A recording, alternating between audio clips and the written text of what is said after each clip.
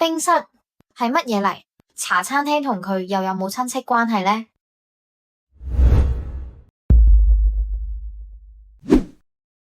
無論咩年代嘅香港人，對呢啲畫面都一定唔會陌生。就算冇親身經歷過，由細到大睇戲都應該見唔少。呢個地方曾經見證住一代香港飲食文化嘅轉變。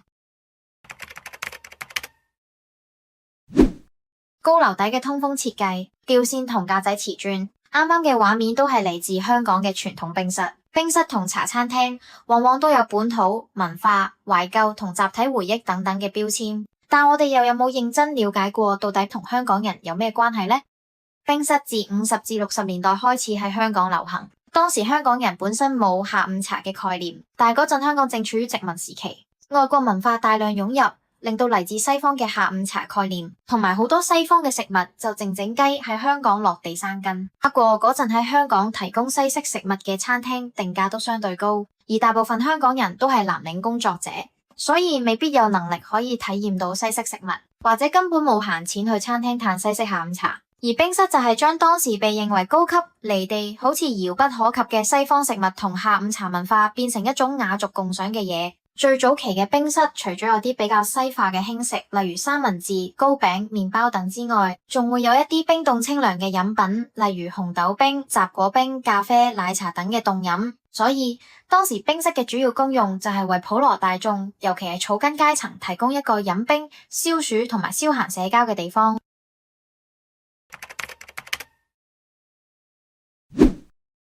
咁點解嗰陣會咁強調冰呢？又或者冰呢樣嘢喺嗰陣有咩價值呢？大家成日講笑話香港濕凍世界第一，但其實香港嘅夏天都好難頂。當時嘅外國人會喺夏天飲凍飲消暑解熱，要整凍飲，最重要係冰。但係40年代嘅香港係冇方法自行製冰嘅，外國人亦都唔會同我哋講心靜自然涼，所以就要從外國進口冰塊運嚟香港，然後就放喺當時香港嘅第一個冰庫。當時冰庫嘅位置就係而家雪廠街嗰度啦。由此可見，嗰陣時一冰難求，唔似而家咁樣周圍都可以買到雪糕同凍飲，所以冰凍飲品就係當時冰室嘅吸引力所在。配合典型高樓底嘅通風設計同埋吊扇，呢個解熱消暑組合令到冰室好快就喺香港流行起嚟。但係喺60、70年代，社會環境嘅大型變化，令到一眾嘅冰室都因為要跟上社會嘅步伐而被迫逐漸轉型。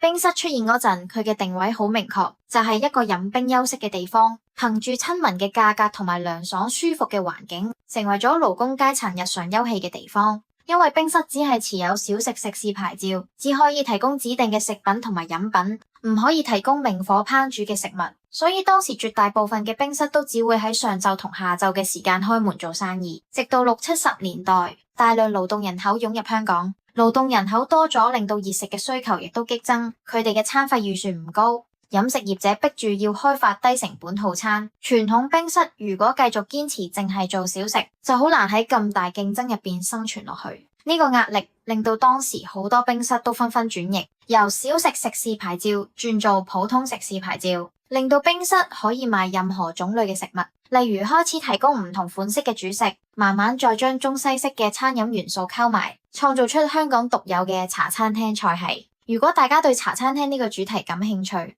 我哋之後可以獨立整一集介紹。總之，冰室就係咁樣慢慢演變成為今日我哋周街都見到嗰啲粥粉麵飯任君選擇嘅茶餐廳啦。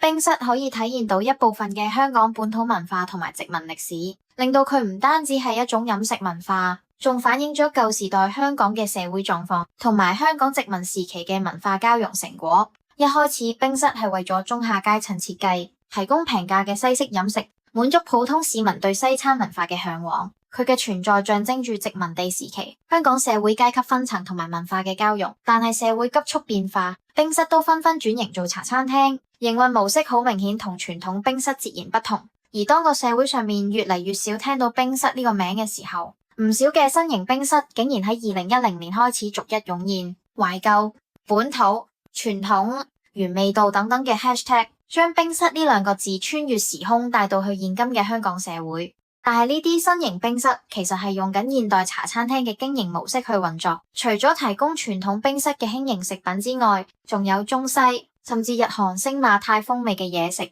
由此可見，呢種經營模式嘅冰室只係流於形式化，骨子裏面其實係一間茶餐廳。但唔可以否認，呢股熱潮的確令到一啲失落已久嘅香港飲食文化再次經歷創造同延續，然後呈現喺大眾眼前。咁我哋應該將呢個現象理解成傳統文化已經淪為消費主義下嘅包裝手法，着重宣傳效果多於文化傳統本身，定係應該理解成呢個轉變係舊有傳統文化喺全球化同現代化下掙扎求存嘅表現呢？但係毫無疑問，新型冰室嘅興起，亦都反映咗社會大眾對本地過去風情嘅懷念。作為香港人嘅你，又有咩睇法呢？歡迎大家留言講下。好啦，呢條片就嚟到呢度。如果鍾意嘅話，不妨 like、subscribe 同 share 出去 ，follow 埋我哋嘅 Instagram。同時亦都歡迎大家留言或者喺 Instagram DM 講下你嘅睇法。我哋下條片見啦，拜拜。